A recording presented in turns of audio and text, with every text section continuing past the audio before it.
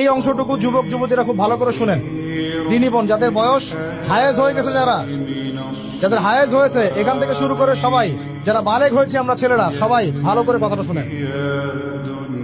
বাংলাদেশে পিছন থেকে একটা নতুন সমস্যা রাইজ করতেছে।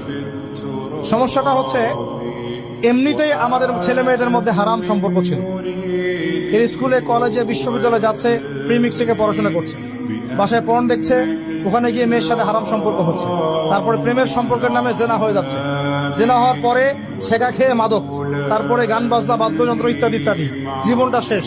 এদিকে ওই ব্যভিচারী মেয়েরা কারো কারো ঘরে যাচ্ছে, তারা আমাকে বলতে দেন, ব্যভিচারী মেয়েরা কারো কারো ঘরে যাচ্ছে, ওদেরকে নিয়ে আপনারা আবার সংসার করতেছে।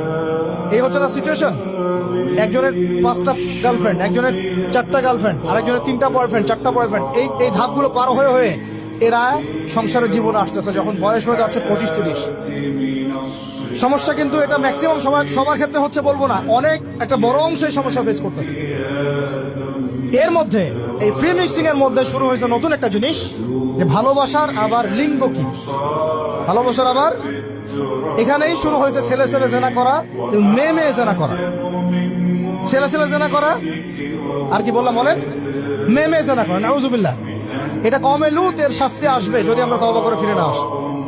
এর উপরে এখন শুরু হয়েছে ভালোবাসার আবার ধর্ম কি, ভালোবাসার আবার, আমার সাথে বলেন কি বললাম, ভালোবাসার আবার, এদিকে মনোযোগ দেন, ভালোবাসার আবার কি, ভালোবাসার আবার কি। এই কথাটা, এই স্লোগানটা দিয়ে কি করা হচ্ছে আপনারা শুনেন। অমুসলিম ছেলে মুসলিম মেয়ের সাথে প্রেম করতেছে, অমুসলিম ছেলে মুসলিম মেয়ের সাথে প্রেম করতেছে, বলতেছে ভালোবাসার আবার ধর্ম কি। তুমি আমি একে অপরকে মহব্বত করি, ভালোবাসি, এর মধ্যে ধর্ম আসবে কেন? বলছে তুমি আমার ধর্মে দীক্ষিত হয়ে যাও, অথবা আমি তোমার ধর্ম কবুল করে মুসলমান হয়ে যাব। এই মিথ্যা কথাগুলো প্রলোভন দিয়ে এখানে ওখানে পার্কে নিয়ে গিয়ে চটপটে ফুচকা খাওয়ায়, কফি শপে নিয়ে গিয়ে এভাবে আস্তে আস্তে আস্তে আস্তে মেয়েদেরকে লাইনে নিয়ে আসতেছে। আনার পরে শোনেন, কথা আগে শুনেন, বুঝেন। আপনি ঠিক বললেও ঠিক, এটা না বললেও ঠিক, চলতেছে, এটাই সমাজ।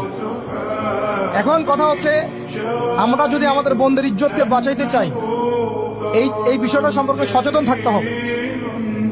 মেয়েদেরকে ফুসলিয়ে ফাসলিয়ে এভাবে প্রেমের জালে ফেলে শেষমেশ বেডে নিয়ে গিয়ে ধর্ষণ বা গণধর্ষণ করে মেয়ের ওই ওভারির মধ্যে ওদের বীর্যপাত করে দিয়ে ওই ছেলেটার কোনো খবর পাওয়া যায় না, লাপাত্তা হয়ে যায়।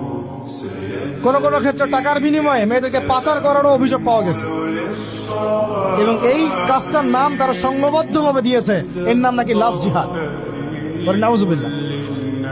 এবং বীর দর্পে ফেসবুকে পোস্ট দিচ্ছে, আজকে অমুক মেয়ের এটা করলাম, আজকে তমুক মেয়ের এটা করলাম।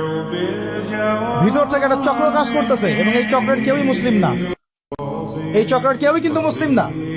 বাইরে আবার পরিচয় দিতে পারে যে আমি মুসলিম, আমার নাম অমুক, নাম পরিবর্তন করে মুসলিম মেয়েদেরকে ফুসলিয়ে ফাসলিয়ে এই জেনার ফাঁদে ফেলে ওর পিছনে কিছু টাকা খরচ করে, কিছু সময় দিয়ে ওকে প্রয়োজনে ঘুমের ওষুধ খাওয়ায়, প্রয়োজনে আবার জাদুটোনা করে, বান মারে, ওকে তাবিজ কবজ করে বিছনায় নিয়ে এসে ধর্ষণ বা গণধর্ষণ করে, ওই ভিডিওগুলো দিয়ে পরে ওকে ব্ল্যাকমেইল করে, পরে ওর কাছ থেকে টাকা খাওয়া শুরু করে।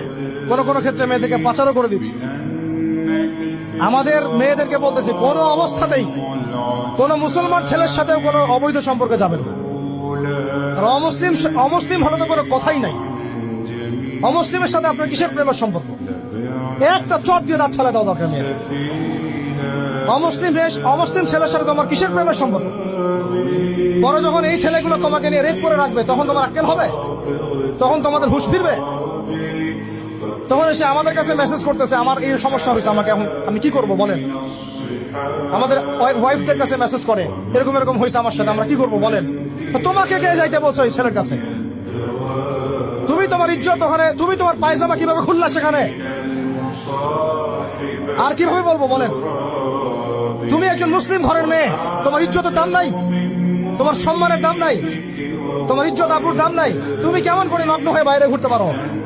তুমি কেমন করে একটা অমুসলিম ছেলের সাথে প্রেমের সম্পর্ক করতে পারো? কিভাবে তুমি একটা অমুসলিম ছেলের সাথে বেড়ে যেতে পারো? তার সামনে তোমার পায়জামা কেমন করে খুলতে পারো তুমি? আমার ল্যাঙ্গুয়েজ আপনি রাগ করেন না। আমি খুবই ফেড আপ এদের উপরে। একটা মেয়ে একটা মুসলিম ছেলের কাছেই তো যাইতে পারবে না অবৈধভাবে। যাইতে হইলে তোমার শর্ত তিনটা: বিয়ে করতে হবে, বালেগ হইতে হবে, সাক্ষী থাকতে হবে, মোহর দিতে হবে, তারপর যাইতে পারবে না। মুসলিম তো মুসলিম করতে করতে এখন অমুসলিমদের সাথে প্রেম করা শুরু করছো। আর যখন অমুসলিমদের দ্বারা তোমরা ধর্ষিত হচ্ছ, তোমাদেরকে পাচার করতেছে, তখন বলে এসে আমাদের কাছে চিঠি লেখো যে আমরা এখন কি করব। এদের কি ভাইয়া নাই? বাসায় কি বাবা নাই? বাসায় ভাই নাই? এই চক্র থেকে সাবধান থাকেন।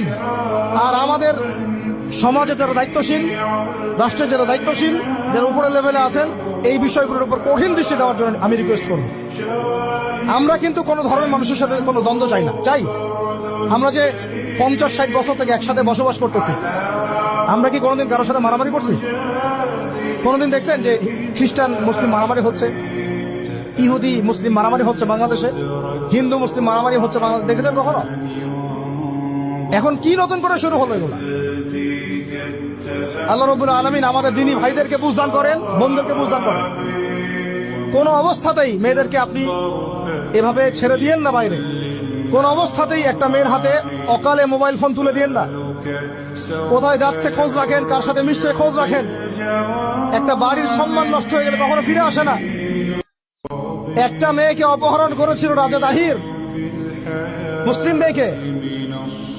সেই ইজ্জতের বদলা নেওয়ার জন্য 17 জন ঘোড়সাওয়ার নিয়ে, কতজন? মাত্র 17 জন ঘোড়সাওয়ার নিয়ে মোহাম্মদ বিন কাসিম এই সিন্ধুর রাজা দাহিরকে আক্রমণ করে ওই জায়গা পরাজিত করেছিল। একটা মেয়েকে নিয়ে ঘটনা ঘটেছিল। আমাদের বোনের ইজ্জতের এত বড় দাম। একজন নারী, শোনেন, একজন নারী বনু কাইনুকার বাজারে গিয়েছিলেন তার প্রয়োজনে। ইহুদি তার শ্লীলতাহানি করেছে, তার সতর খুলে দিয়েছিল একজন ইহুদি। এটা দেখে একজন মুসলিম ভাই সেখানে থাকতে না পারে ওই ইহুদির গর্দান নামিয়ে দেয়। এই ইস্যুকে কেন্দ্র করে ইহুদিরা মিলে ওই ভাইকে শহীদ করে। তখন ওই বাজারে ওই ভাই ছাড়া আর কেউ ছিল না, একজনই ভাই ছিল। এরপরে এই মামলা আসলো নবীর দরবারে সাল্লাল্লাহু আলাইহি ওয়াসাল্লাম। এটা মদিনার ঘটনা। নবী সাল্লাল্লাহু আলাইহি ওয়াসাল্লাম ওই সাহাবীকে তো দোষারোপ করেনই নাই, ওই সাহাবীকে দোষারোপ করেন নাই, বরং নিজে বর্ম করে অন্য সাহাবীদেরকে বলেছেন তোমরা বের হও, আমরা বনু কাইনুকা আক্রমণ করবো, ওকে এখান থেকে বের করে দেবো।